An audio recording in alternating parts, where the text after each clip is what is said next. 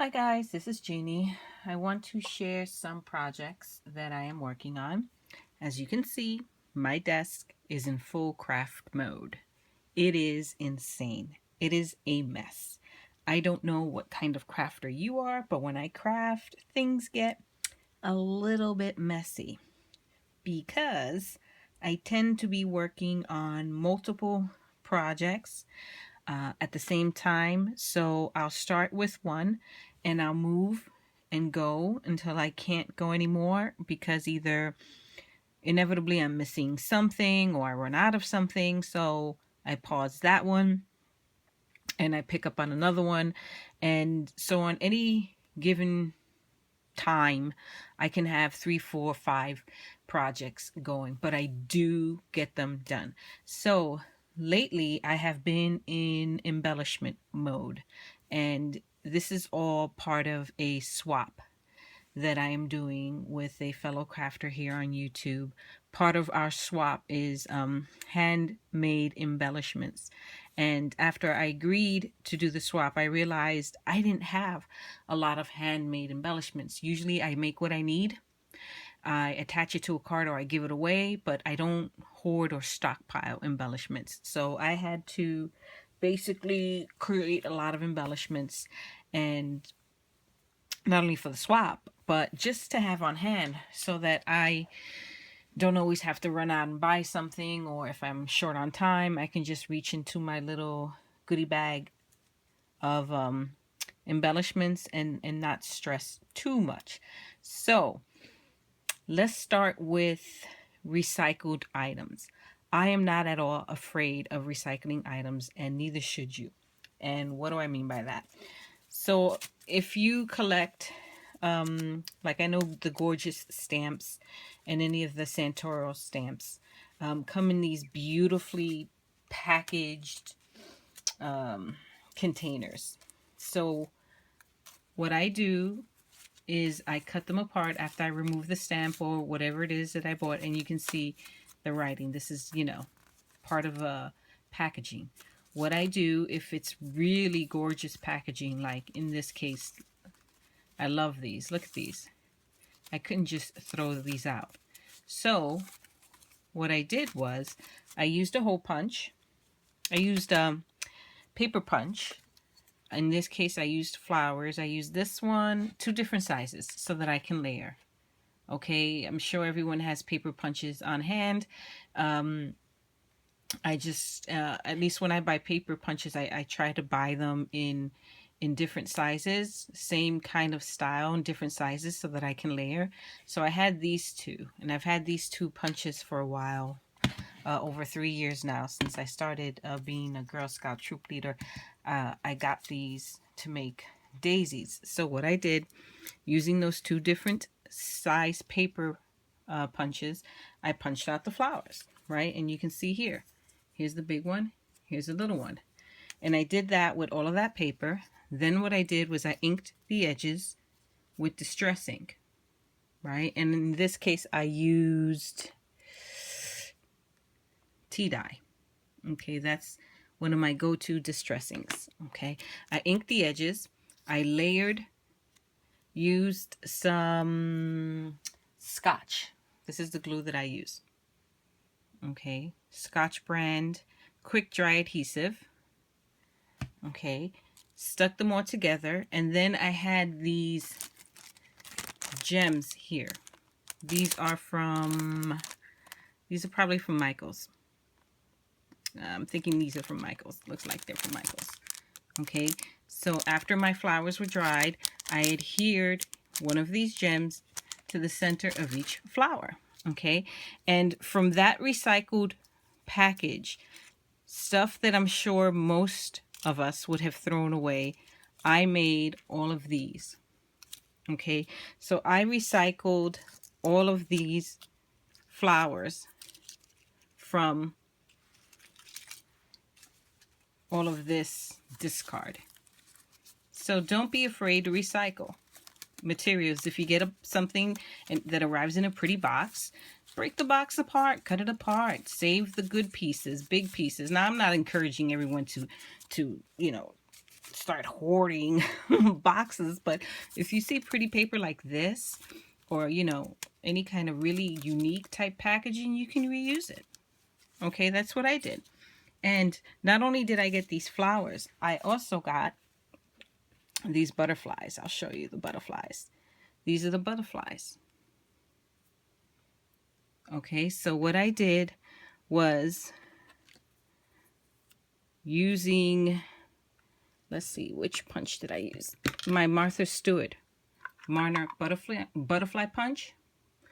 I cut some butterflies from these materials, and I'll show you. Here's one of the, see, I cut the butterflies out, inked the edges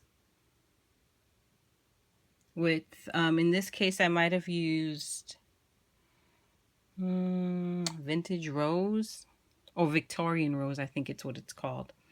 Okay, and then I used my stickles to create a line of just shine and sparkle down the center of each butterfly to kind of represent the body of the butterfly.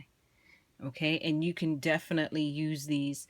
You can make paper clips out of these. You can just adhere them to cards. They're just, it's great. So using my punch and again some upcycled papers packaging, this is what I got. So that's great.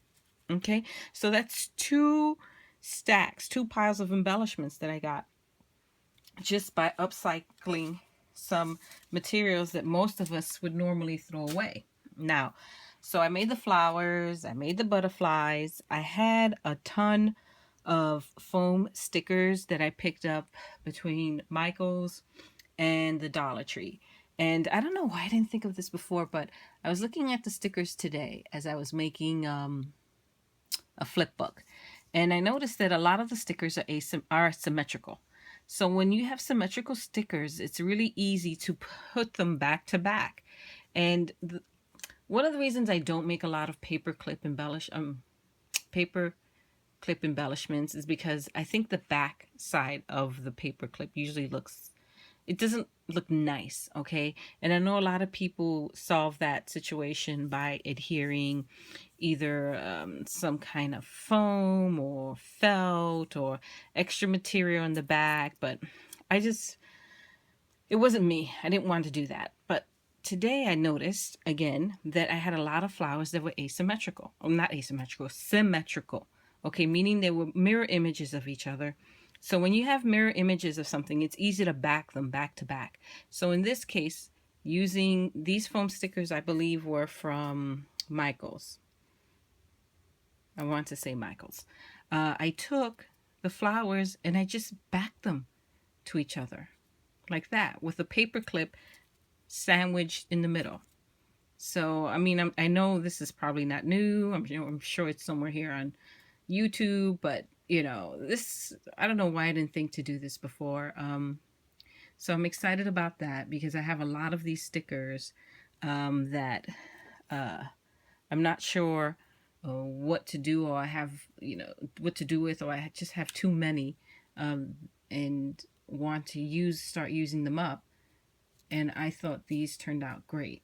And these paper clips are larger paper clips that I got from the Dollar Tree. And these foam flowers were I think they were Michael's. So if you have flowers that are symmetrical and you want to make paper clips, but you're like me and you don't like the not so nice looking backs, this is a great solution. Here's an orange. Okay, so I've made orange. I had some that just didn't pair. They didn't have I didn't have equal number of colors, so I made this one. So if you're in the mood for an orange flower, use it this way. If you want a purple, use it that way. So there's that one. Here's a blue, and the back is the pink. And again, all I did was adhere two symmetrical flowers, foam stickers, back to back with a paper clip in the center. So that's great. I love that. So I made some of those. Here's one. These are the stickers that I got from the Dollar Tree. I noticed that the bunny stickers, foam stickers, there was a row of bunnies looking to the left and another row of bunnies looking to the right. So they basically were mirror images of each other. So this is what you can do. Press them together and you have the cutest little paper clip. So here's the bunny. In this case, this bunny was symmetrical, so I was able to back them up. Okay, these bunnies, not symmetrical, nor were they mirror images of each other. So I couldn't back them with each other. So what I did was I just attached the tiniest little clothespin to it. Boom, boom, boom. So cute. And you can just attach these to pocket letters or pen pal, flip books, or just for cute little presents for those who have birthdays in the Easter month. So I did a few of those. Okay, I also made I had some resin daisies that I made, and I had some bobby pins with the flat backs, and I just adhered the resin pieces to the bobby pins, and I made some of these. I make these, well, I used to make them a lot, not so much anymore. When my girls were daisies, I would make these all the time for them. Now they're brownies, so I guess I have to figure out something new to make for them to wear in their hair. But I had tons of these resin daisies left, and boom, oopsie, there we go. Okay, and then finally, I have been buying those erasers from the Target dollar spot, and the end result is I have this bag of erasers. I thought at first I would just donate them and give them to my daughter's class. And then the other night I was making a flip book and I was trying to figure out a banner for the flip book. And it occurred to me that I can, using a embroidery thread, a needle, and some very strong pliers, because I couldn't push the needle through the eraser with my fingers, I threaded the erasers and I made the cutest little banners. Check this out. So you can take these, see if I can lift one up, and you can string it across a card. So let's see, I'm working on a flip book. I'll show you what I did with that one. Here's what I did with one that I strung across. So it worked out really, really, really well. Okay, and I'll do a separate video on this flip book. So there you have it, guys. That's pretty much what I've been working on, and I thought I would just share some of the completed projects with you. As you can see, I completed a flip book. I made this tag for the flip book, and I'll do a separate video on that because this video is already running very long. But the whole point of this video is, don't be afraid to upcycle materials, okay? Because you'd be amazed just how much you can get out of something that you would normally throw out. Here's another example. If you buy IKEA furniture or any kind of furniture you have to build on your own, there's the backing. Sometimes it comes with these really thick cardboard pieces that you can slide into the back of something, I guess for stability. We never use them, okay? So I end up with quite a few of these, okay? So what I use these for is I cut them down to different sizes. Using this, okay, I made this tag.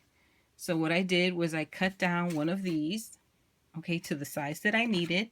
I covered it with paper. I inked the edges, decorated, punched a hole, and now I have a very nice quality, steady tag. So I'm very happy about that. I also use these materials to make ATCs. Now I'm getting ready to make some ATCs in preparation for a swap I'm doing, and for a couple of challenges here on YouTube. And so I cut them down to size and they're ready to go. So now I have great thick quality material that I can make a good ATC with. So there you go, folks. That concludes my share. I will be posting some more videos shortly of a couple of other projects that I've completed, but I just wanted to share my embellishments before I move on to my next project. So once again, thank you for visiting, and I hope you come visit again. Until next time, bye-bye.